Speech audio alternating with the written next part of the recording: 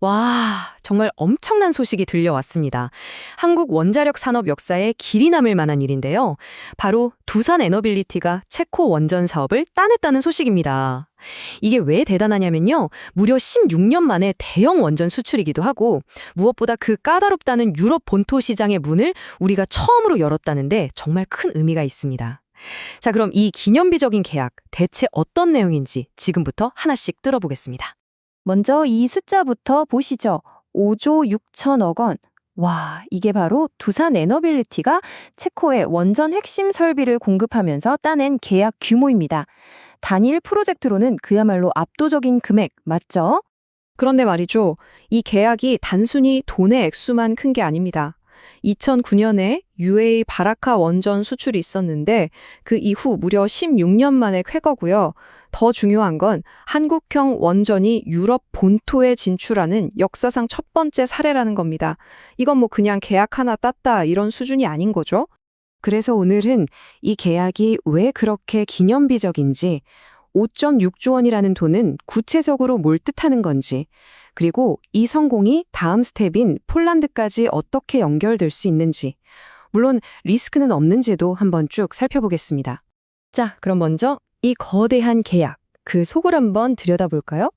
과연 누가, 뭘, 그리고 앞으로 어떻게 진행하는 건지 궁금하시죠? 자, 보세요. 5.6조 원이 어떻게 구성되어 있는지 보면 정말 흥미롭습니다. 원전의 심장이라고 할 수 있죠. 원자로 같은 핵심 중의 핵심, 바로 이 핵진기 공급 계통이 거의 5조 원에 육박하고요.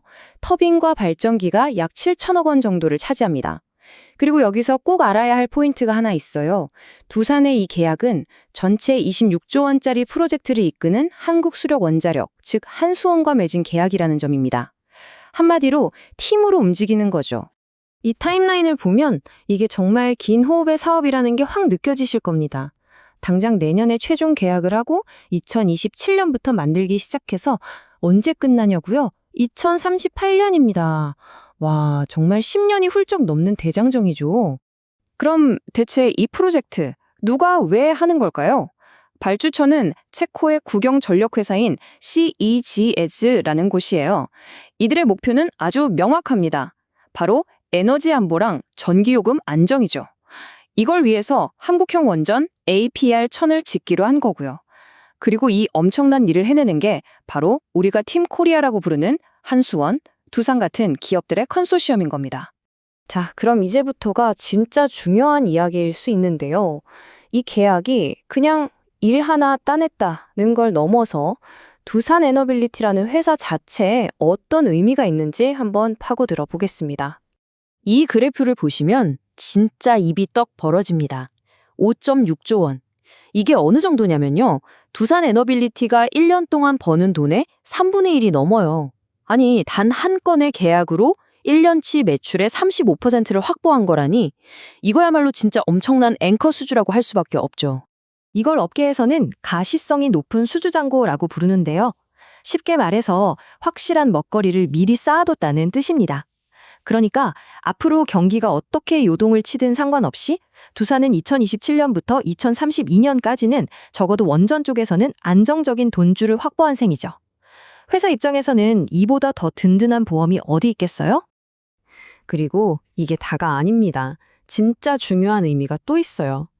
이번 계약으로 두산은 유럽 시장에서 그야말로 완벽한 포트폴리오를 갖추게 된 겁니다.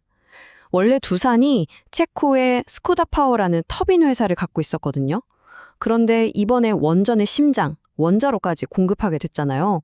이러면 이제 원전의 A부터 Z까지 모든 핵심 설비를 EU 안에서 공급할 수 있다는 걸 그냥 온몸으로 증명해 보인 거죠. 자, 그럼 이 체코에서의 성공이 여기서 끝일까요? 아니요, 절대 아니죠. 이게 바로 더 큰 그림을 그리기 위한 아주 중요한 첫 단추가 될 수 있습니다. 그 다음 목표는 바로 폴란드입니다. 폴란드 이야기가 그냥 뜬구름 잡는 소리가 아니에요. 이미 물밑 작업이 꽤 많이 진행됐습니다. 보세요. 2022년에 이미 협력 의향서를 맺었고 작년에는 아예 프로젝트를 위한 회사까지 만들었어요. 지금은 타당성 조사 중이고요. 정말 한 단계 한 단계 착실하게 밟아 나가고 있는 거죠. 심지어 폴란드 에너지 그룹의 CEO가 뭐라고 했는지 아세요? 우린 언제든 계약할 준비가 되어 있다. 이렇게까지 말했습니다. 이 정도면 폴란드 쪽 의지가 얼마나 강한지 뭐 더 말할 필요도 없겠죠? 자, 바로 이 지점에서 체코 계약이 빛을 발하는 겁니다. 한번 폴란드 입장에서 생각해 보세요. 바로 옆 나라인 체코, 거기도 우리랑 똑같은 EU 규제를 받는 곳인데 거기서 한국 원전이 오케이 사인을 받고 본계약까지 갔네? 이걸 보는 순간 기술이나 규제에 대한 불안감이 확 줄어들지 않겠어요? 말 그대로 EU 공인 인증 마크를 받은 거나 마찬가지인 거죠. 이것보다 더 확실한 레퍼런스가 어디 있겠어요. 물론 이렇게 큰 사업에 좋은 이야기만 있을 순 없겠죠. 분명히 우리가 냉정하게 짚어봐야 할 리스크, 그리고 앞으로 풀어야 할 숙제들도 있습니다. 자, 좋은 점은 이제 확실히 알겠어요. 유럽에서 실적을 쌓았고 안정적인 돈벌이도 확보했죠. 하지만 동전의 뒷면도 봐야 합니다. 가장 큰 리스크는 바로 이거예요. 체코 정부가 현지 부품을 최대 60%까지 써달라고 요구하고 있다는 점. 그리고 10년 넘게 진행되는 사업이다 보니까 그 사이에 무슨 변수가 생길지 아무도 모른다는 거죠. 또 체코에서 성공했다고 해서 다른 나라 계약이 저절로 굴러들어오는 건 아니라는 그런 현실적인 부분도 당연히 생각해야 하고요. 이 그래프를 보시면 그 현지화 요구 조건이 딱 보이죠? 전체 파이에서 60%를 체코 현지 업체들이 가져가는 구조를 목표로 하고 있습니다. 물론 이렇게 해야 체코 현지에서도 환영받고 사업이 순조롭게 진행되겠죠. 하지만 이건 다시 말해서 우리 기업들이 가져올 수 있는 파이가 그만큼 줄어든다는 뜻이기도 합니다. 일종의 딜이라고 봐야죠. 자, 그럼 정리를 한번 해볼까요? 이번 체코 원전 계약은 유럽 시장에 문을 열었다는 질적인 성과, 그리고 엄청난 규모의 돈을 확보했다는 양적인 성과, 이 두 마리 토끼를 다 잡은 정말 대단한 일입니다. 하지만 진짜 승부는 지금부터죠. 이 멋진 성공 사례를 발판 삼아서 앞으로 얼마나 더 많은 계약을 따낼 수 있느냐, 그리고 그 과정에 있는 리스크들을 어떻게 관리하느냐, 여기에 모든 게 달려있다고 볼 수 있겠습니다. 그래서 마지막으로 여러분께 이 질문을 던지고 싶습니다. 과연 이번 체코에서의 성공이 정말 폴란드를 넘어서 유럽 전체 시장이라는 그 굳게 닫힌 문을 여는 마스터키가 될 수 있을까요? 그 답은 앞으로 우리 팀 코리아가 어떻게 하느냐에 달려 있을 겁니다.